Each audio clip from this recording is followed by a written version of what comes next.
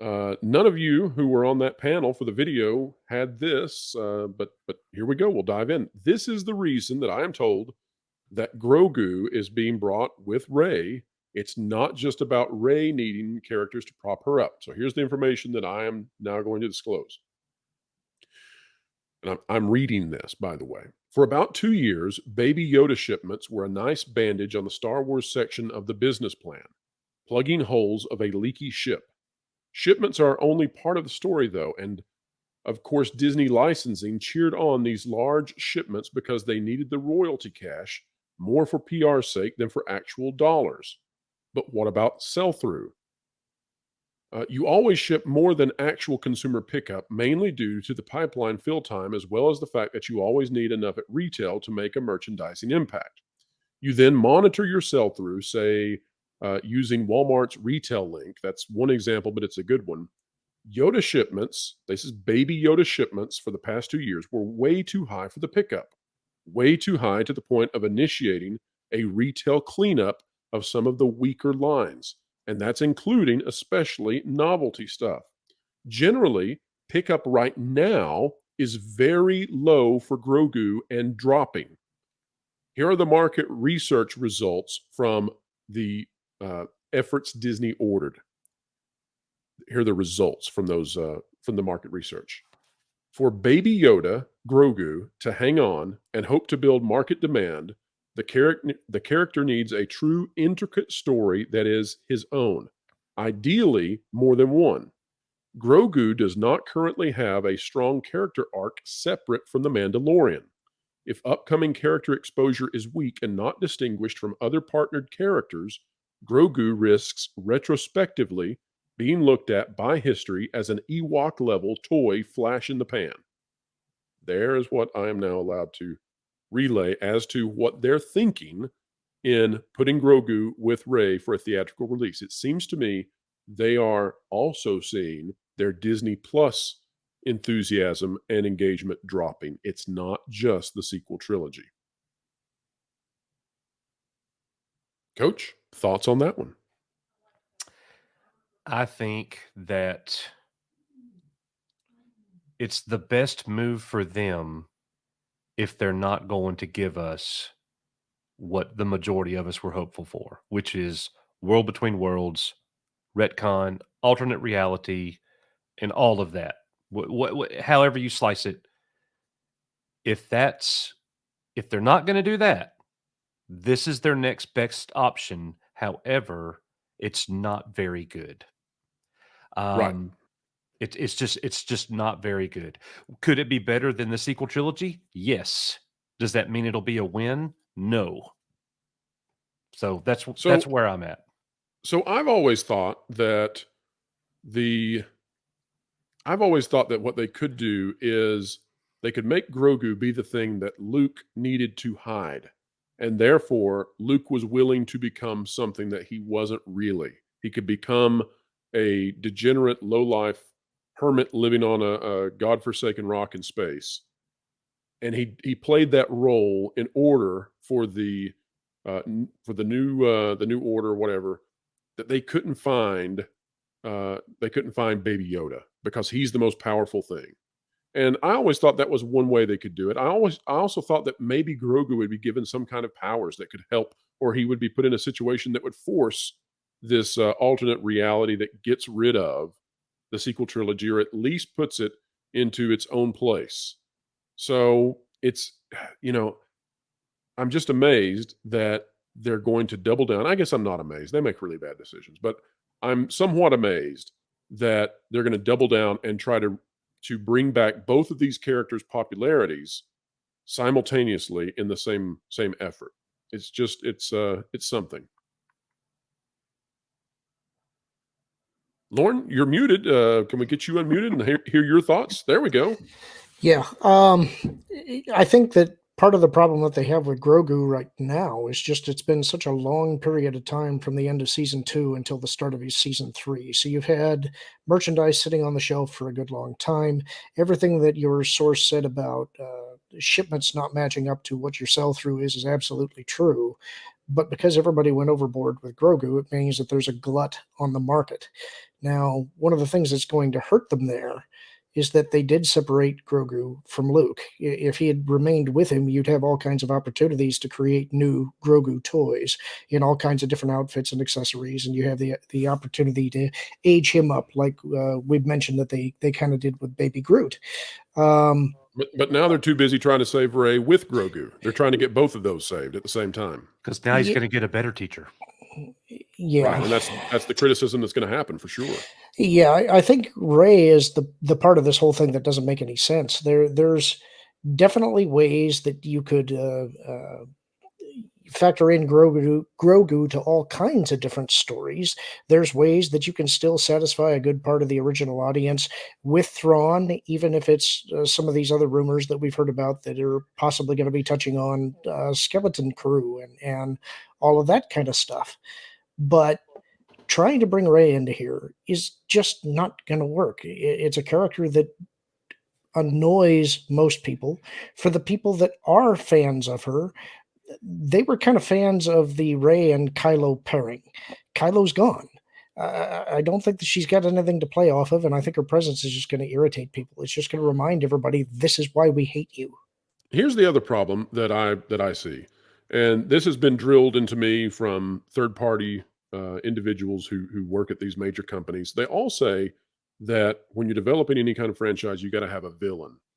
Well, Star Wars already did like the ultimate villain in The Rise of Palpatine, in that we found out there are a billion Palpatines all floating around out there in Palpatine space, and there are millions of Star Destroyers, and like everything was blown up into the maximum scope possible. So, who could the villain possibly even be if they want to go past the sequel trilogy? Like they've taken on the biggest baddie and every version of that biggest baddie that they could, right? Who could they put Thrawn into this next movie? Does that even fit a timeline? Yes. Okay. So you see this is a theory that I have or something that I think could work, and it's based off of that rumor that I believe it was Doomcock that was reporting about what is going to be going on in the unknown regions with Thrawn having this potentially zombified stormtrooper armies working with some progenitor group of the Night Sisters. Um, I don't think that they are probably looking at doing the Heir trilogy if this is what they're talking about. It's just way too different. But what I could see happening is that the flaw that Thrawn ran into in Rebels was he was not accounting for the force abilities of Ezra. That's always been kind of his downfall. He's a master tactician, he's a military strategist.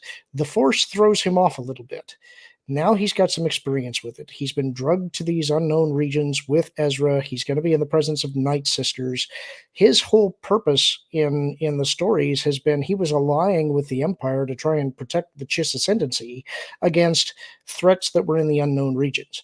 And the Empire falling destroyed that entire plan. If you want to retcon this, what you do is you have Thrawn realize, okay, the Force is a resource that I can utilize. He's going to become aware of the world between worlds. He's going to build his army to try and find and gain access to it to undo the Empire falling so that they can protect against what other threats are out in the unknown regions that he needs to protect the Chiss Ascendancy from. That doesn't necessarily mean things are going to go his way, but it does allow him to potentially undo the sequel trilogy. So people in chat are telling us that Kathleen Kennedy would be the ultimate villain, and I have to say that while my mic was muted, I had to laugh out loud pretty hard on that one. That's Oh yeah, why not? Why Star not? Wars fans would come out in droves to see Kathleen Kennedy defeated by the Darksaber on the big screen. Darth Harpy the Aged. Oh my God. Yeah, and let me say this, while we're, kind of on this topic, because I want to, let's give a few final thoughts on this. Midnight's Edge After Dark is getting rolling. We're going to redirect over there in just a few moments here. And this has been one of the most hot topics of conversation on YouTube now for, years at this point. Where is Star Wars going? What's the direction going to be? That Park Place, Lorn, you guys have been following this. Echo-based network, the biggest, baddest a Star Wars fan channel out there on YouTube. You guys have been following this, and he's shaking your head. Don't give me that crap, Coach. So He knows it's true. he knows it's true. And if you're not subscribed to Echo Base Network, you're kidding yourselves. Please make sure you do that right now. But that being said, there's been a lot coming out, and what we want people to understand, if you really want a lot more of the details on this, apart from some of the additional information that Pro just broke, and from what has been discussed here, make sure, for the love of God, please go check out Pro's amazing video from earlier this afternoon, just about 2.5 hours before that we launched here live, Renegade Online, on this channel. Please make sure you check that out. Lorn was there. Coach was there. Nick was there. I was eating potato chips behind the scenes watching this crap. So we had a lot of fun doing this, and we're going to continue to do this. And I know I know there's other opinions out there, and that's all fine and good. But what I want people to understand is that this is the information that we are getting. Pro and I are getting from sources that have, again, let me take a breath and say this in the right way without doing anything silly, is that this has been coming to us from people that have watched Pro and I have conversations over the past, almost at this point, and this sounds crazy to say this, I can't believe it, almost the last 1 year on this channel, that have come to us because of those conversations, because of what we have been discussing, because of, we hit things from the business financial side. We hit things from the very pragmatic side of things, the money side of things. There's tons of other YouTube channels out there that cover this from the fandom side. And they're wonderful channels, and they do great work, and I love them. I'm big fans of many of them, including Echo Base. Hey, I give Coach $25 a month to be a Grandmaster Jedi member of his channel, just because, I figure if I pay Coach $25 a month, he'll let me, show up, and then Absolutely. and then I get to have fun with Matt Rissman. And Matt Rissman basically runs the place. So he does. And for that, look, I love Matt Rissman to death. He's a friend. I give him crap on streams. We have our debates, especially when he's had a wee bit too much to drink sometimes. Hey, we wouldn't be where we are without Rissman. And people think, oh man, you and Rissman hate each other. You hate. I'm like, no, I don't. I love Matt. Matt's great. Matt will always be considered a friend to me. And we go back and forth, and we have a good time. Sometimes to the audience, I get it seems a little heated, but it's never anything personal, not ever. But we have these conversations here on Valiant Renegade because we want people to understand this is not about fandom at the end of the day. As much as I hate to say that, and this is, me heart to heart with my fellow Star Wars aficionados and fans out there. Like Coach, like Nick, like Lorn, like Pro, like everybody else watching, right? At the end of the day, all of these decisions that are made with these big IPs for the Walt Disney Company, these are decisions that are all made based on money. It's always follow the money, and that's it. And we've talked about that here on this channel where, look, eventually Hollywood studios are going to wake up to the fact that woke does not sell to the degree that they would hope it would. They can't just keep hijacking IPs and injecting socio-political messaging into it and expect it to survive long term. Now, there is a breaking point, certainly, where they can spend $5 or $10 million, for example. And I'm just throwing the number out there just to kind of give people a mathematical equation or an example to look at for comparative purposes. But you can spend $5 or $10 million making a show that dives into what people out there would call woke stuff, right? Jonas, if he was still here, could tell you, the Proud Family, or Velma, great examples.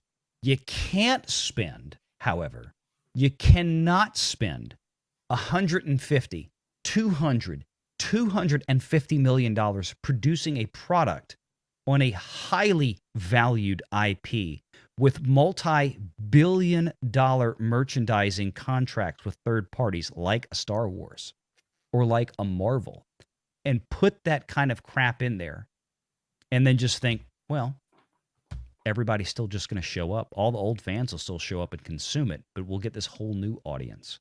That is what Hollywood has believed, or has been trained to believe now for some time.